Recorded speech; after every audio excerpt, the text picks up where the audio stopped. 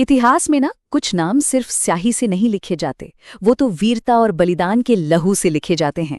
आज हम एक ऐसी ही वीर गाथा को फिर से जिएंगे, झांसी की रानी लक्ष्मीबाई की कहानी, जो आग में तपकर एक अमर किंवदंती बनी। ये लाइनें तो हम सब ने सुनी है ना? सुभद्रा कुमारी चौहान की कविता की ये पंक्तियां, ये सिर्फ शब्द नहीं है, ये तो पूरे देश की भावनाएं हैं। इन्होंने एक रानी को हमेशा हमेशा के लिए अमर बना दिया। पर कौन थी ये मर्दानी, और क्यों आज भी इनकी कहानी हमारे दिलों में एक अलग ही जोश भर देती है? चलिए थोड़ा समय में पीछे चलते हैं। साल था 1857। भारत, जो सदियों की गुलामी के बाद, जैसा कि कविता में कहा गया है, बूढ़ा हो चला था, उसमें अचानक एक नई जवानी की आग सुलग रही थी। ये वो दौर था जब एक महान विद्रोह ने पूरे देश को हिलाकर रख दिया। तो इस पूरी कहानी को समझने के लिए हम रानी की जिंदगी के 5 हिस्सों पर नजर डालेंगे।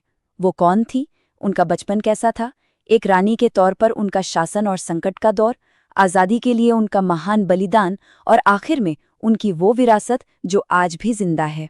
तो चलिए शुरू करते हैं कहानी के पहले अध्याय से, एक योद्धा का बचपन। ये वो नींव थी जहां एक ऐसी रानी तैयार हो रही थी जिसके खिलौने गुड़िया नहीं बल्कि तलवारें थीं। कानपुर के नाना साहब की मुंहबोली बहन, प्यार से सब उन्हें छबीली कहते थे। लक्ष्मीबाई अपने पिता की इकलौती संतान थी और उनका बचपन उस समय की दूसरी लड़कियों से बहुत बहुत अलग था। वो नाना साहब के साथ ही पढ़ती थी और उनके साथ ही खेलती भी थी। और उनके खेल और सहेलियां, अरे वो तो और भी कमाल के थे। कविता बताती है, बरछी, ढाल, कृपाण, कटारी, यही उनके असली साथी थे। मतलब उनका बचपन ही उन्हें भविष्य की लड़ाई के लिए तैयार कर रहा था। सोचिए जरा, उनके पसंदीदा खेल क्या थे? नकली लड़ाइयां लड़ना, व्यूह रचना, शिकार करना, दुश्मनों को घेरना और किले तोड़ना। और ये सब करने की प्रेरणा उन्हें मिलती थी वीर शिवाजी की कहानियों से, जो उन्हें जुबानी याद थीं।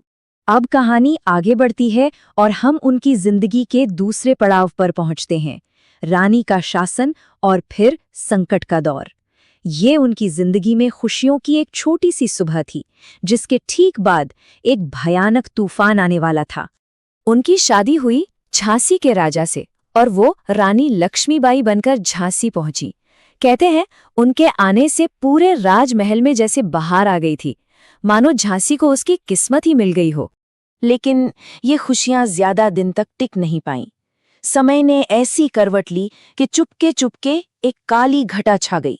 राजा का अचानक निधन हो गया, और वो भी बिना किसी संतान के। बस यहीं से झांसी पर संकट के बादल मंडराने लगे। और इस संकट की जड़ थी अंग्रेजों की एक बहुत ही चालाक पॉलिसी, डॉक्ट्रिन ऑफ लैप्स, जिसे हम राज्य हड़प नीति भी कहते हैं। इसे लागू किया था गवर्नर जनरल लॉर्ड डलहौजी ने। नियम सीधा था, अगर किसी राजा की मौत बिना उसके अपने वारिस के हो जाती तो उसका राजपाट सीधे ब्रिटिश साम्राज्य का हिस्सा बन जाएगा। तो जैसे ही राजा की मौत हुई, डलहौजी को तो मानो मुंह मांगी मुराद मिल गई। उसे झांसी पर कब्जा करने का सुनहरा मौका दिख गया। रानी ने बहुत दलीलें दी, पर सब बेकार। डलहौजी ने फौरन अपनी फौजें भेजकर झांसी के किले पर अपना झंडा फहरा दिया। लेकिन यहीं से कहानी एक नया मोड़ लेती है और हम इसके सबसे अहम हिस्से में पहुंचते हैं, स्वतंत्रता के लिए एक महान बलिदान। एक रानी जिसे उसके राज से बेदखल कर दिया गया था, अब विद्रोह की आग बनने वाली थी। देखिए, झांसी में जो चिंगारी भड़की थी ना, वो अकेली नहीं थी। वो तो 1857 में पूरे भारत में फैल रही आग का ही एक हिस्सा थी। दिल्ली, लखनऊ, कानपुर, मेरठ, हर तरफ आज़ादी की ज्वाला धधक रही थी। ये किसी एक राज्य की नहीं, बल्कि पूरे देश की लड़ाई बन चुकी थी। और इसी आग ने एक शोक में डूबी रानी को एक क्रांतिकारी जनरल में बदल दिया। रानी लक्ष्मीबाई ने अपनी प्रजा की आज़ादी के लिए युद्ध का बिगुल फूंक दिया। मैदाने जंग में वो मर्दों के बीच एक मर्दानी बनकर उतरी। उन्होंने ऐसी बहादुरी से तलवार चलाई कि लेफ्टिनेंट वॉकर जैसे अंग्रेजों के मंझे हुए कमांडर भी घायल होकर पीछे हटने पर मजबूर हो गए। पर वो रुकी नहीं। वो झांसी के घेरे से निकली घोड़े पर सवार होकर 100 मील दूर कालपी पहुंची। वहां भी अंग्रेजों को धूल चटाई और फिर आगे बढ़कर ग्वालियर के मजबूत किले पर भी कब्जा कर लिया। रानी की ये जीतें अंग्रेजों के लिए बहुत बड़ा झटका थीं। अब इस बढ़ते हुए खतरे को हमेशा के लिए खत्म करने के लिए उन्होंने अपना सबसे बड़ा तुरुप का इक्का खेला, जनरल ह्यू रोज। उसे एक विशाल सेना के साथ ग्वालियर भेजा गया ताकि रानी को घेरकर आखिरी मुकाबला किया जा सके। और यहीं हम पहुंचते हैं कहानी के आखिरी लेकिन सबसे यादगार अध्याय पर, उनकी अमर विरासत। एक शेरनी मैदान में गिर तो गई, लेकिन उसकी दहाड़ इतिहास में हमेशा के लिए गूंजती रही। अपनी आखिरी जंग में जब वो दुश्मनों को चीरती हुई आगे बढ़ रही थीं, तो अचानक सामने एक नाला आ गया। उनका नया घोड़ा वहीं अड़ गया। वो अकेली थीं और दुश्मन चारों तरफ। और फिर उन पर एक साथ कई वार हुए। वो शेरनी घायल होकर जमीन पर गिर पड़ी और उन्हें वीरगति प्राप्त हुई। और उस वक्त जानते हैं उनकी उम्र क्या थी? सिर्फ 23 साल।